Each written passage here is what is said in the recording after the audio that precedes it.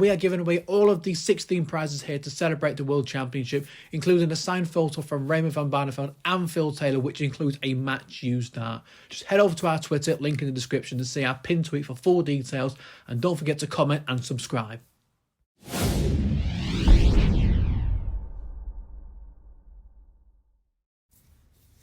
Ricardo P Pikachu has one of the ties of the opening round, in my opinion. He's in that fourth quarter, along with the likes of Nathan Aspinall and Luke Humphries, and he will face Mikuru Suzuki in his opening round. And this is a particularly intriguing tie because we saw Ricardo Pietreczko face Bo Greaves in Wolverhampton, and the crowd was on his back. He did not cope with it well, and he tried to take on the crowd. He had a bit of an attitude that he didn't handle it all that good, and then he carried it on to the next game as well. So it would be interesting to see if he's learned from that experience, because I don't believe the crowd at Alexandra Palace are going to give Ricardo an easy time. So it made more difficult by the fact that he's facing a quality opponent in Mikuru Suzuki. But Ricardo Pietreczko, this is a bit of a breakout year for him.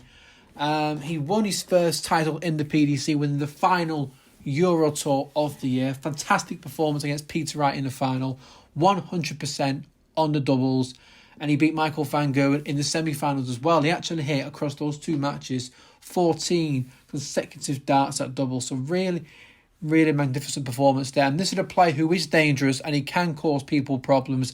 As long as he doesn't get the crowd get to him, I expect it to come through Mikuru Suzuki, and then he will face an out-of-form Callum Ridds.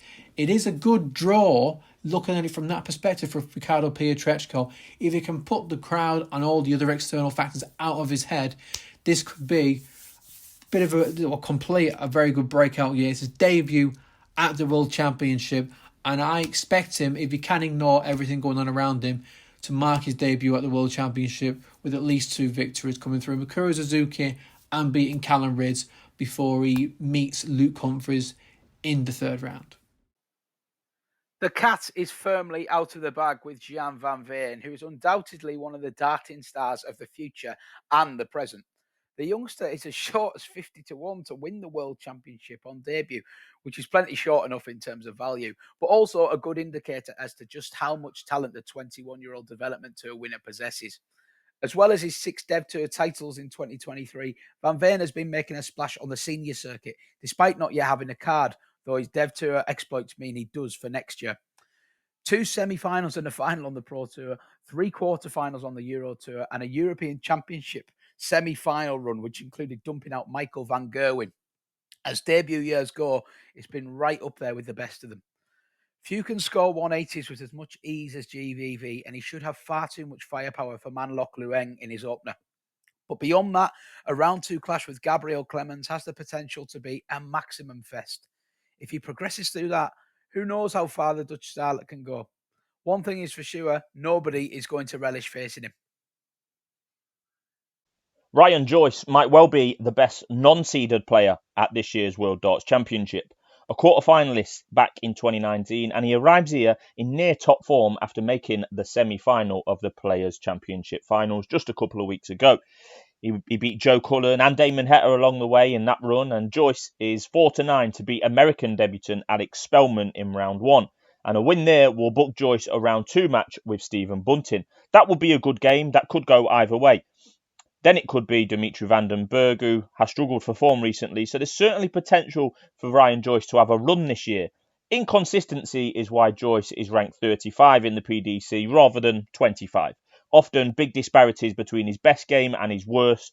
Odds of 300-1 to win the title are clearly unlikely, but you wouldn't completely rule him out of having a run to a quarter-final. He's 50-1 to win the quarter. Luke Woodhouse comes into this tournament on the back of his best ever year on the PDC Tour. He made his first ever TV quarter-final a few weeks ago at the Players' Championship finals, beating Dave Chisnell before losing eventually to Gabriel Clemens in the semi-final. He also beat Dave Chisnell at the World Grand Prix on debut as well at the World Grand Prix, averaging 95.96, which was the highest average in that tournament. So he's definitely come into this tournament with a lot of confidence, and he qualified through the Pro Tour Order of Merit. He's sitting 4th in that Order of Merit, having earned 50,700 He's facing Barry Van KO in the opening round in that third quarter, who's had a pretty decent year on the Challenge Tour himself. And if he can come through that tie, he'll face number 23 seed Josh Rock. But he'll be coming into this with a lot of confidence, and he'll be expecting himself to do well considering what he's done this year and really kick on for the 35-year-old. Assessing Mike Dedeker's chances ahead of this year's World Championship is a little tricky because it's definitely been a mixed 2023 for him. On the one hand, there's been a lot of positives. He made a first ranking final at Players Championship 11, his first Euro Tour quarter final when he beat the likes of Michael Smith and Josh Rock on the way. And he's up to number 37 in the world. So he's certainly making good strides in the grander scheme of things. However, his recent form is a concern. He has lost 10 of his last 13 matches across all competitions. So it was a bit of a disappointing end to what had been a generally encouraging year. He made his debut at the World Match Play and the World Grand Prix, but exited at the first round on both occasions, both times to Joe Cullen. And Dedeker is a bit of a frustrating player because when you see him at his best, you can see what he's capable of. He's a bit of a 180 machine. He's got a lovely rhythm to his throw, and he really is a joy to watch when playing well. However, because he hasn't added that consistency, he still can't be trusted to beat players that he routinely should be beating. He's a difficult player to assess for all of those reasons I mentioned. He starts his campaign against Drakutin Horvat, who qualified through the German Super League. Now, on paper, Dedeker will go off quite a short price favourite, but there is no guarantee that he will come through that first round match. However, if he does, he'd probably be priced a slight underdog against Madars Razma. And that's the kind of occasion where I would want to be with Dedeker because he can easily raise his game to a level where he would have too much firepower for Razma. It's very hard to judge what we can expect from the real deal in this tournament, though. At 53, Ian Diamond White is a veteran nowadays and done more than a few laps around the darting circuit. This will be his 13th appearance at Ali Pali, and he did 12 years on the bounce until falling short and failing to qualify last year. At the end of 2019, White was ranked number 9 in the world rankings, but certainly has gone downhill since. He finished last year ranked 43rd and has slid even further to a rank of 55 as we speak. Although he's shown plenty enough on the Pro Tour this year, he's ranked 6 in that sphere. He is clearly on somewhat of a downward spiral. White is a heavy 1-5 favourite to see off Asian Tour qualifier Tomoyo Goto in round 1, with a clash with Ryan Searle for the winner of that one. That's probably where White's campaign will come to an end, but we've got to admire his consistency at making it this far once again. Jim Williams would have been disappointed last year at Alexandra Palace. He missed match darts against Gabriel Clemens, who of course then eventually went on to the semi-finals. And he's not had the best year on television. Fourth round of the UK Open and losing out first round of the Players Championship finals. But anybody who has watched Jim Williams play knows how much of a good player he is, how much of a dangerous player he is.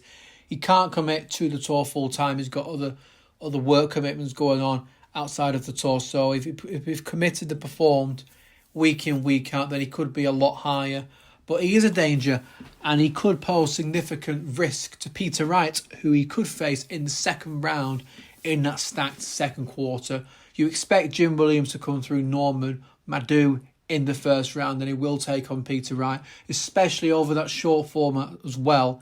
I think Jim Williams is going to relish this tie, and I think, considering the form of Peter Wright and considering the ability that Jim Williams has and the belief he has in himself, I think he believes that he can beat Peter Wright and really shock the former world champion. I think the only thing that will just worry me about Jim Williams is the way he throws his darts. They don't really stick in the board. He does lose a lot of darts on the floor.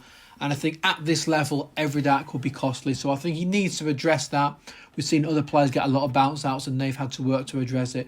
But Jim Williams is a very, very dangerous player. Had a decent year in the Pro Tour, qualifying 7th on the order of merit. And I think Peter Wright, if he does face Jim Williams, will be really, really wary of what the Welshman can do. It might be a bit of a mouthful to say, but Mario van den Behade is a name worth monitoring after showing incredible levels of consistency on the Pro Tour this season. The Belgian has made it through a remarkable 23 of his 30 first-round ties on the Players' Championship circuit, which is a record to rival anyone. And he's enjoyed 5 runs to the last 16 and a quarter-final appearance on top of that. However, Those impressive performances still left him needing a decent TV run to have a fighting chance of defending his tour card, which is exactly what he produced at the Players' Championship finals, beating his compatriot Mike De Decker and then Matt Campbell to reach the last 16. He then actually held a lead over Michael van Gerwen after 10 legs, but was eventually dispatched by the Dutch giant 10-6. Nonetheless, enough to put Van den Behaarde back into the provisional top 64 heading into Ali Pali. A win here in round one could seal the deal for Super Mario, and he faces a fellow Ali Pali debutant in Thibaut Tricole.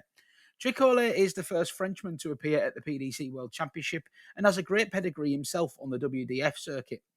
It looks a tantalisingly close game on paper, but Van den Behaarde will be hopeful that his experience can once again win the day. Radek Sansky makes his World Championship debut this year, and it's been somewhat of a long time coming for the 44-year-old from Poland. You could have maybe described him as a bit of a journeyman a few years ago on the BDO and WDF circuits, winning Polish national tournaments as well, but he took his career to a new height when he grabbed a PDC Tour card back in 2022. 2023 has been very productive for Sansky, with a number of impressive performances on the Pro Tour, even winning a Pro Tour event back in October, a career highlight for the Polishman so far. The Pro Tour form has helped Sansky climb to number 44 in the world ranking and comfortably retaining his professional status at the end of the first 2 years on the circuit.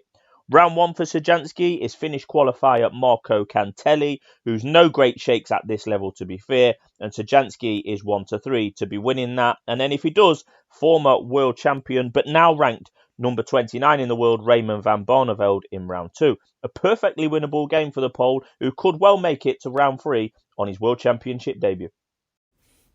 Richard Veenstra qualified for the World Championship, sitting 10th in the Pro Tour order of merit to qualify, and he will face Ben Robb in his opening game, who is a dangerous player from down under. And if he gets through that, he will face Kim Hybrex. Now, I think Richard Veenstra, he knows the ability he has. He's a very good player. We've seen what he's done in the BDO, the WDF, and I think he will fancy himself to get to at least the third round. He's on the back of defeating Michael Smith, world champion and world number one, at the Players' Championship finals, though he didn't really kick on from that, losing in his next match in the second round. But he is a dangerous player. He knows his ability, and I think he's got a lot of respect from a lot of the Pro Tour. They've seen what he's done in the WDF, and I don't think anybody can take him lightly.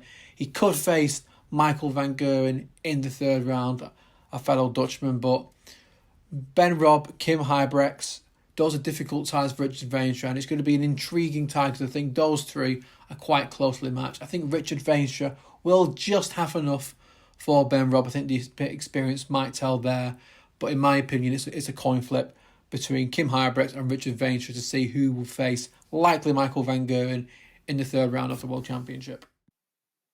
Heartthrob, hero, icon, legend. These are all words that can correctly be used to describe the mighty Steve Beaton, who is set for his 33rd consecutive World Championship appearance.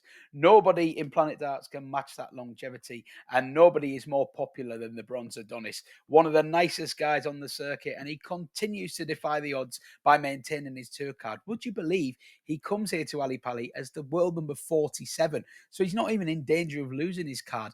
It's unbelievable how he keeps doing this year after year. Yes, his best years are beyond him now, and I think we should temper expectations when it comes to Beaton at the World Championships. Of course, he's only been beyond the third round once since 2005. So, yes, we're probably only going to see a fleeting appearance from the Adonis. However, he's still capable of turning it on at times, as we've seen. Made a Players' Championship final last year, has had some nice little runs on the Euro Tour as well. But he has got a tough old first round draw here. He plays Wessel Nijman, a young Dutchman that many won't have seen before, but he was the next big thing in darts, or one of them, before he served a 2-year suspension for match-fixing allegations. Now, Nijman may not be the most popular with the crowd if they're aware of his background, and Beaton certainly will be. So he'll have the crowd on his side. He's a very classy operator. We saw him turn on the style to beat Fallon Sherrick a couple of years ago at Alexandra Palace, but I do fear he is a little bit vulnerable. Let's hope we can see another Beaton win in round one and just enjoy what goes beyond that. Keem Barry was on the wrong end of the biggest upset in the World Championship round 1 last year, losing to complete unknown Grant Sampson with an average of just 78. Barry makes his 5th consecutive World Championship appearance here, which is some going for a 21-year-old. The Irish youngster just simply hasn't played a lot of darts this year due to not qualifying for pretty much all of the major TV tournaments. Not even the Players' Championship finals, where he couldn't finish in the top 64 on the Pro Tour. So it's hard to know what kind of form Barry is in going into his round 1 game with Renato Riviera. But the same could be said about the Filipino qualifier, to be fair. Barry is 2-9 to win that round 1 game, and the winner will face a Mr. Michael Van Gerwen in round 2. 2023 has been a year to forget for the Wizard Simon Whitlock. He's really struggled on the Pro Tour to try and get a win on the floor this year. He's sitting 50 in the averages list, 92.38 for the year, and on television it's not been much better. He did make the quarter-final of the World Cup of Darts with Damon Heta, but second round at the World Championship last year, 4th round of the UK Open, and 1st round of the Players' Championship finals. Didn't qualify for the European Championship, World Grand Prix, match play, or the Grand Slam of Darts. It has been disappointing, and the form is a concern for Simon Whitlock. Provisionally, after the World Championship, he does drop down to 44 for the man from Australia. So it could be a fight next year to even save his card. Unfortunately, we could be coming to the end of the career of Simon Whitlock. I'm sure we'll see him on the World Seniors Tour if that is the case. But I hope that he continues on the PDC for many more years to come. I hope he can find some form. We've seen it before, really drop down and bounce back. But he's in a really difficult quarter of the World Championship. He's going to face Paolo Nebrada in the 1st round, which you do have to say, no disrespect, is a good draw for Simon Whitlock. But then after that, he's likely facing, or will face if he does win, Gary Anderson, former 2-time champion at Alexandra Palace. He's one of the informed players in world darts. You just can't see a scenario where Simon Whitlock gets past the 2nd round and to progress in this tournament. But we shall see. Stranger things than happen. We know what Simon Whitlock can do, but it has been a horrendous year. He's coming into this tournament with no confidence, no form, and it's going to be an uphill struggle for the beard to be feared.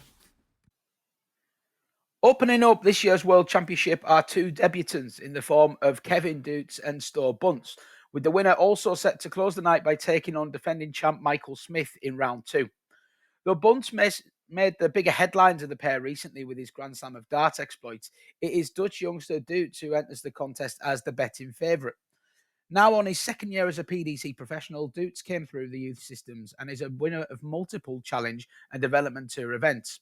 After 2 steady years on the circuit, he enters the World Champs provisionally ranked 63, meaning he should hold on to his tour card barring some freakish results, though he'd probably like to win his opener just to be sure. Duit made a Players' Championship final in September and only lost that 8-6 to Luke Humphries, and he also recently beat Jose de Souza in the opening round of the Players' Championship finals. He had a solid UK Open run too, but while I love his scoring phase, I do still hold a few reservations about his pressure doubling under the lights.